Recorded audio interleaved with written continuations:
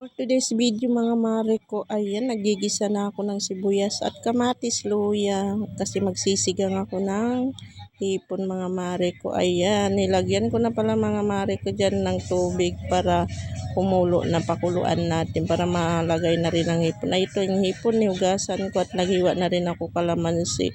Ayan mga mare ko, pang paasim ko yung kalamansi, pinigaan ko na pala. Kumulo na pala mga mare ko, ilagay ko na yung konting hipon, binili ko 150. Ay 11 piraso lang mga mare ko, tatlo lang kami dito sa bahay. Kaya yan, bumili rin ako kangkong, hinugasan ko na, isang piranggot lang yung mga mare ko, isang kamay ko lang. Ayan, napasayo na si mare ni kaantay ng pakulo ni ng tubig. Kaya yan mga mare ko, kumulo na, tinimplan ko na ng asin at nilagyan ko na rin ng magic sarap mga mare ko.